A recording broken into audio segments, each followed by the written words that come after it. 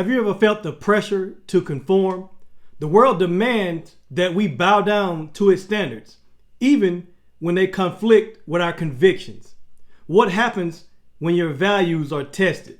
Today, we're talking about don't compromise, how to stand firm when the heat is on. And we'll dive into this incredible story of three of the bravest young men that we've ever seen. Their faith was unshakable, even in the face of death. And so, what can we learn about them?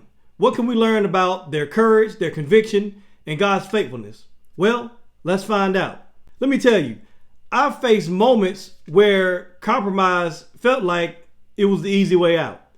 The pressure to say what others wanted me to say or to do what others expected me to do was overwhelming. And I've wondered, what will people think if I take a stand? What would they think if I take a stand in this area where it seems like nobody else is taking a stand? Where it seems like where everybody else is basically going with the flow. No matter how bad it is, no matter how ungodly it is, everybody else is going with the flow. What would it be like if I just take a stand? And the thing about it is, it's scary to swim against the current when everybody else seems to just be going with the flow. It's a scary thing.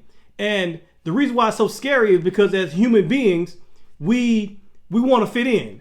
We don't want to be outcasts. We don't want people to think that we're different. And we try our best to fit in. And when we go against something that everybody else is doing, it can be lonely.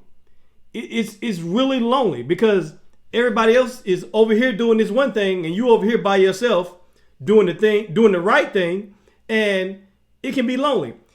And sometimes you want to just compromise because just for the simple fact of not being alone.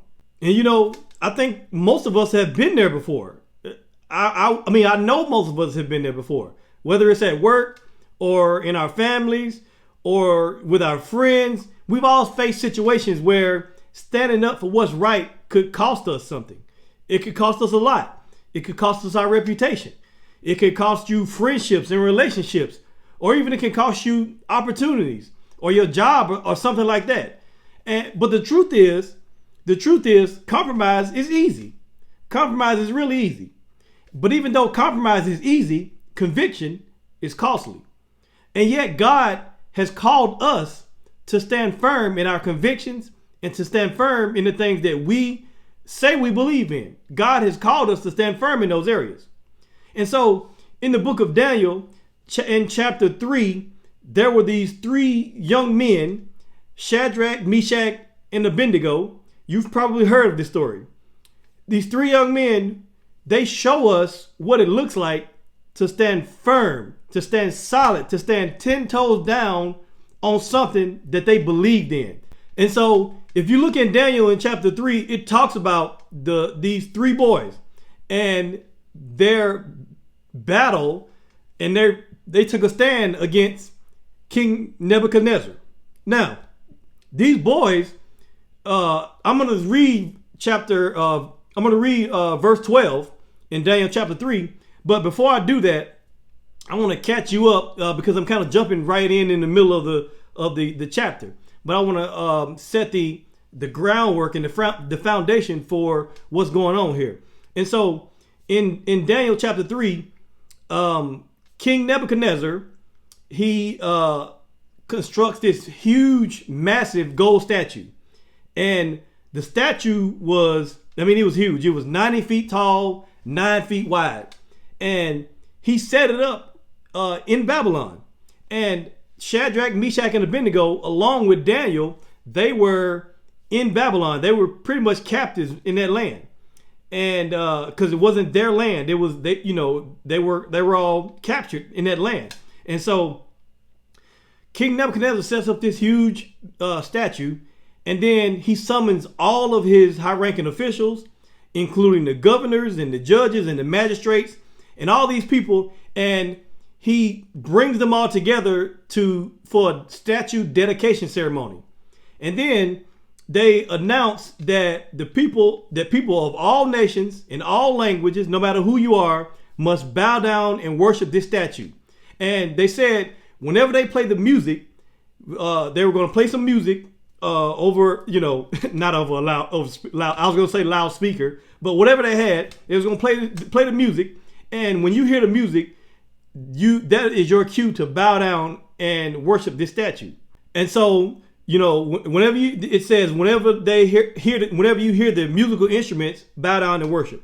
Now, and the king said, if you fail to comply with this, then the result will be you'll be thrown into a blazing furnace to be executed. And so, again, when all the people hear the music, it doesn't matter what background, because again, these people were all brought here to Babylon. And so they were people from different backgrounds and all that stuff. And these three boys, they were Jews. And so they were all brought here. And so what happened was these boys, they didn't bow down. They said, no, we're not going to do that. And so a group of astrologers reported to the king that these certain Jews, that they were not complying with the decree. And they went to the king and they reminded him, they said, King, you remember what you said? You said, if somebody don't bow down, then that you're going to throw them into the blazing furnace. You remember you said that, King? And so these astrologers, the Chaldeans, they pretty much snitched on these three boys, right? And so that's what we pick up. And I'm going to read verses 12 through 18 in this chapter. And it says, verse 12, it says, but there are some Jews, Shadrach, Meshach, and Abednego, whom you have put in charge of the province of Babylon. They pay no attention to you. This is the Chaldeans talking to King Nebuchadnezzar. He said, there's some Jews that they pay no attention to you, your majesty. And he said, they refuse to serve your gods, and they do not worship the statue that you have set up. Then Nebuchadnezzar flew into a rage and ordered that Shadrach, Meshach, and Abednego be brought before him. And when they were brought in, Nebuchadnezzar said to them, is it true? He asked them, he said, is it true, Shadrach, Meshach, and Abednego, that you refuse to serve my gods or to worship the gold statue that I have set up? And he said, I will give you one more chance to bow down and worship the statue that I have made when you hear the sound of the musical instruments. But he said, but if you refuse, you will be thrown immediately into the blazing furnace. And then what God will be able to rescue you from my power? Man. And then Shadrach, Meshach, and Abednego replied. Now this, I like the way they replied. This was the most gangster reply that I've ever seen. I mean, Shadrach, Meshach, and Abednego replied. They said, "Oh Nebuchadnezzar, we do not need to defend ourselves before you." Like every time I read that, I always picture like the look on their face, like, "Oh Nebuchadnezzar, we do not need to defend ourselves before you." Like, what you gonna do? Basically, that's what it sounds like to me. And so they says, and if we are thrown into the blazing furnace, the God whom we serve is able to save us. He will rescue us from your power, your majesty. And then this is another gangster thing they said. Now, this is something that I couldn't imagine saying at that time. I mean, earlier on in my life. Maybe I'll say this now, but I'll say this now, but at one point in my life, I probably would have never thought of to say this. But verse 18, it says, but even if he doesn't, even if God does not deliver us, we want to make it clear to you, your majesty, that we will never serve your gods or worship the gold statue that you have set up. They said that we believe that our God will deliver us. But even if he doesn't, now that's gangster. That even if he doesn't, we ready to die. We are prepared to die because we not bowing down to your statue. And we ain't scared of you. That's basically what they said. And so, I mean, wow. I told you, what they said was straight gangster. Like, I mean, can you imagine the guts that it takes to do that? Can you imagine that? Like, I don't even know what to say about that. I mean, that's wild. That's wild. And so now let's talk about this. So King Nebuchadnezzar, he set up this massive gold statue, and he issued a decree. And he said, at the sound of this music, everybody must bow down and worship. And he said, anybody who refused, they're going to be thrown into the blazing furnace. They're going to get burned to death, barbecue. And so these boys said, no. Now, can you imagine the pressure? Can you imagine the pressure that they're under? Because if you're looking around, all these people, there's thousands of people that all bowing down. But yet these three boys, these were young boys. These three young men stood tall. They said, we ain't bowing down. And we ain't worried about what you say you gonna do. They straight up told Nebuchadnezzar, we ain't worried about what you say you gonna do. We ain't bowing down to you. And so that is crazy. Now let's go back to these astrologers that snitched on these three boys. Like I said, these astrologers, they were Chaldeans, and they snitched on these boys. Now, here's the thing. These dudes that snitched on them, they obviously had a political motivation behind this. Because if you read in chapter 2, I think, the chapter above, before this, in chapter 2, it talks about how Daniel, who was a friend of these three boys, the King Nebuchadnezzar promoted Daniel to a high position. And then Daniel said, well, I got, my three friends, Shadrach, Meshach, and Abednego. Can you promote them to a higher position as well? And so the king listened to Daniel because, Daniel had some favor with the king because he had interpreted his dreams. And so the king was like, okay, yeah, I'll hook your friends up with a higher position. And so I think that these Chaldeans was jealous. They was jealous because these boys already had been promoted to a position that they probably wanted, and they were jealous. And so what they do, hey, king, these three, they not bowing down when they hear the music. And so I think that was, them snitching was, it was motivated by them being jealous. But anyway, so apparently these boys, their failure to worship, it was not, I don't know how long they did this for. I don't know how long they didn't bow down. I don't know how, it doesn't really say the amount of time that between when the king issued a decree and how long they've been, not bowing down. But apparently nobody found out until these Chaldeans went and told, until they made it known what was going on. And so you got thousands of people bowing down, and I'm pretty sure it probably was easy to overlook these three boys. But you may think that it may be easy for you to be overlooked unless you got somebody that's jealous, that's always looking at you, always waiting to catch you so they can report you to the king. And so, and that's just the way it is sometimes. That's just the way it is sometimes. And so, I don't think they was just out in public, just walking around, not bowing down. They probably was doing their thing and just, because I'm pretty sure everybody was all spread out. And so they just didn't bow down. And so they, these Chaldeans told on them. And the thing about it, these boys had to have known that eventually they was going to get found out. They had to know that eventually that somebody is going to see them not bowing and eventually tell on them. They had to know that. But the thing about it was they already made up their mind that they was going to obey God rather than obey man. And so when you are a Christian, when you are somebody who is called to stand on principles and values, you're not going to be able to just, the Bible talks about how letting your light shine, and we are the light of the world. And since you're a city set on the hill, and not to hide that light, and not to hide the light under a bushel. The Bible talks about that and says that we should not do that as Christians.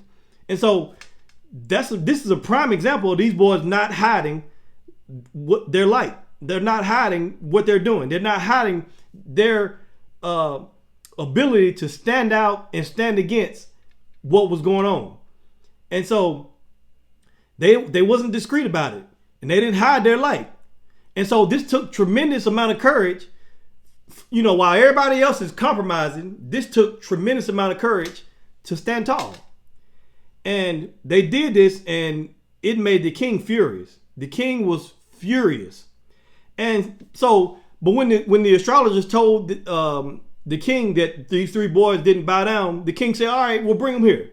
Let them tell me that to my face. Basically, that's what he was saying. Let them tell me that to my face. And the king probably thought, okay, they saying that. They said they were not going, they're bowing down. They're not bowing down. But if I call them, they'll get right. If I call them and come stand on the carpet, they'll get right. They'll bow down. That's probably what the king thought. And so he said, tell them to call them here now. Get those 3 boys here now. And so when he said that, I'm thinking then, okay, it's one thing to bow down, to not bow down, and to go against the king's decree. That's one thing. But it's a whole nother thing to get called by the king and then get in the front of the king and stand 10 toes down on what you're doing. That's a whole nother thing. That's an even greater test. And so, but they stood 10 toes down. They made a stand for God. And King Nebuchadnezzar asked him, he said, is it true? Is it true that you will not bow down? And he asked him that because Nebuchadnezzar, at this point, he was not going to tolerate this. And he wanted to save face because he had some people, these astrologers that already told him what was going on. And so he didn't want to look like that he wouldn't do what he said he was going to do and punish whoever didn't do it. And so at this point, King Nebuchadnezzar is basically, he don't want to go look bad. He don't want to look like he won't do anything. So he is ready to throw them in the fire. I knew he was going to throw them in the fire. He was ready to do it because he'd already gave the word that he going to kill whoever didn't bow down. And so can you imagine the pressure that was on these boys? And they still didn't compromise, even right in his face. And he asked them straight up and they still didn't compromise. I mean, they got everything in front of them. Everybody else is bound down. The king is right in their face asking them, what you gonna do? What you gonna do? And they didn't compromise. Because with all of that going on, these boys knew that God was more real to them than any of those other things. God was more real to them than the furnace. God was more real to them than the king. God was more real to them than anybody who said anything, had anything to say about it. They trusted God in the midst of all of that. And so in this confrontation, Nebuchadnezzar said, I'm going to give you one more chance. Either you're going to bow down or you're going to burn. That's straight up. And so their response again, so gangster. They said, Nebuchadnezzar. And they didn't say king. They said, oh, Nebuchadnezzar, we don't need to defend ourselves before you. And if you're going to throw us in the furnace, do what you got to do. Because the God whom we serve is going to save us. The God whom we serve is going to save us. And so, is that something that you could see yourself saying? That I don't care what the world is asking me to do, and I don't care what your threats are, the God whom I serve is going to save me. Is that something that you could say in the face of adversity? In the face of what these boys was facing? Is that something you can say? Is that something you can say when you're being asked to compromise on your job? Is that something you can say when you're being asked to compromise by a friend of yours? Is that something you can say? Can you say that? And then the next thing, they said, we know God will save us, but guess what? Guess what? Even if he don't, I still trust him. Even if he don't, I want to make it clear to you that I'll never serve your gods. And I will not worship the statue. Never. Boy, that is what you call conviction. You think you got some conviction? These boys was convicted. They trusted God, and they trusted God's power and his sovereignty, even if it meant that they would lose their lives. They just trusted him. They didn't doubt God's ability. And they didn't even presume to know God's will, because they said, even if he don't save us, And so they didn't even try to say, they didn't even think they knew God's will. They was like Job. They said, though he slay me, yet will I trust him. And you gotta be like Job. Though he slay me, yet will I trust in him. I'm gonna trust him no matter what. And they recognize that God's plan might even be different from theirs. Because their plan was for God to save them. They believed that God was gonna save them. But they recognize, hey, God might have a different plan. He might be ready to bring us home. But guess what? I trust God. I trust God with everything. With my whole life. I trust him. And so, I might have my own desires. I might have my own dreams. I pray that God does the things that I desire. But guess what? I trust him even if he don't. I'll never turn my back on God, no matter what happens. And so it takes a lot of faith to say this. And God brought them to this place of great faith. Now, if you read back in chapter 2, God already prepared them with a small test. That small test was with food. If you read chapter 2, they had already faced a smaller test, way smaller than this.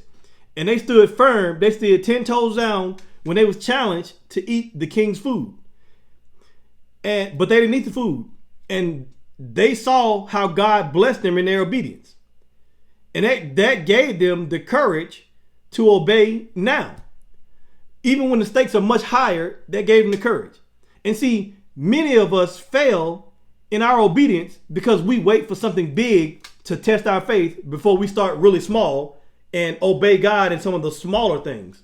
Some of us fill our lives with many small compromises. Like we compromise on small things. And so if you're compromising on small things daily, imagine what will happen when there's a big thing. And you say, well, if it's something big, I won't compromise my faith. You say that, but you compromising on all these little bitty things every day. And then you think that when you get in a bigger situation that you won't compromise. That's hard to say. You don't know what you're going to do, especially if you're already used to compromising. And so Shadrach, Meshach, and Abednego, they didn't compromise. They did not compromise in the small things. And then because they didn't compromise in the small things, they were ready to not compromise in something as big as worshiping another God. And here's the other amazing thing about what they said. Again, these boys were so convicted. They were so convicted when they said, we're not bowing down. And if you listen to their response, they didn't have there was no hint of an excuse. Like they wasn't even close to having an excuse. Like they didn't say, well, none of that. They was like, nope, no, no. And so just think about it. In a time of great testing like this, it's easy. It will be easy to make an excuse. I mean, easy, especially when your life is in danger. It'll be easy to make an excuse. They probably could have said, okay, they could have said, oh, we'll lose our jobs or we'll lose our standard of living. But they didn't make that excuse. They could have said, well, everybody else is doing it. That's a good excuse. Another good excuse could have been, well, it's only for, we hear the music, we bow down and then we get back up and we just go on about our day. It only takes a few minutes. But they didn't even use that excuse. They didn't use any excuses. They said straight up, no, we will not bow down. We will not worship your gods. And we don't care what you got to say about it. And we don't care what you think that you're going to do about it. And so, that's crazy. But let's read on and see what King Nebuchadnezzar does. Let's read on. After they told him straight up, we ain't bound down. Do what you got to do. We here. We ain't bound down. Do what you got to do. And so verse 19, it says, Nebuchadnezzar was furious with Shadrach, Meshach, and Abednego. He was so furious that his face became distorted with rage. Now you got to be mad for your face to be distorted with rage. And he commanded that the furnace be heated 7 times hotter than usual. And then he ordered that the strongest men of his army bind Shadrach, Meshach, and Abednego and throw them into the blazing furnace. Now, again, I said Shadrach, Meshach, and Abednego, these were like younger boys. They probably was like teenagers.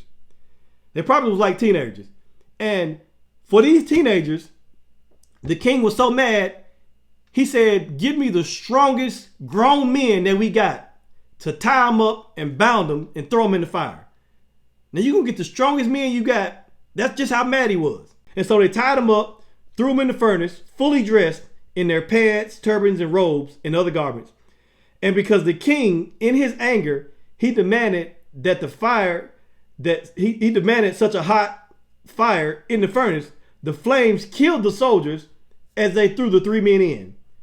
And so Shadrach, Meshach, and Abednego, securely tied, fell into the roaring flames. They were securely tied and they got thrown in the flames. Remember that. They were securely tied. He tied them up. They were tied up good. Couldn't break a loose. And then verse 24. But suddenly, Nebuchadnezzar jumped in amazement and exclaimed to his advisors, wait a minute. Didn't we tie up 3 men and throw them into the furnace? Yes, your majesty, we certainly did, they replied. And he said, look, Nebuchadnezzar shouted, I see 4 men unbound, walking around in the fire, unharmed, and the 4th looked like a god. Some translations say it looks like the Son of God. And then Nebuchadnezzar came as close as he could to the door of the flaming furnace and shouted, Shadrach, Meshach, Abednego, servants of the Most High God, come out, come here. And so Shadrach, Meshach, and Abednego stepped out the fire. And then the high officers, officials, and governors and advisors crowded around them and saw that the fire had not touched them, and not a hair on their head was singed, and their clothing was not scorched. They didn't even smell like smoke. Wow. They did all of this, told the king they wasn't bound down, got tied up, threw in the furnace. God saved them, brought them out, and not a hair on their head was burned, and they didn't even smell like smoke. Wow. King Nebuchadnezzar was so mad that he had the furnace heated 7 times hotter than it normally is. 7 times hotter. And he threw them in. And he ended up seeing the 4 men walking in the fire, unbound, loose in the fire. They were free in the fire. And the fire, the only thing the fire burned was all the ropes that was on them. That's the only thing it didn't burn. It didn't burn them at all. They was tied up with their hands, but the fire didn't even burn their hands. It just burned the ropes. And they broke free. That's crazy. But is it crazy? No, it's not. It's God. It's God's deliverance. Now, we don't know if Shadrach, Meshach, and Abednego knew that the Son of God was going to get in the fire with them. They said God was going to deliver them, but did they know that he was going to get in the fire with them and be in the trial with them? See, that's what you got to understand. It don't matter what you're going through. You got to know that we serve the type of God that will get in the fire with you. And so you got to understand that. You got to understand that. And sometimes we're not aware of Jesus' presence in our lives, and we're not aware of his presence in the midst of our fire, in the midst of our trials. We're not even aware that he's there. But guess what? He's always there. He's always there with you. No matter what you're going through, no matter how hot it is, no matter how bad it feels, no matter who left you, no matter what is going on in your life, Jesus is always there with you. He's always there with you.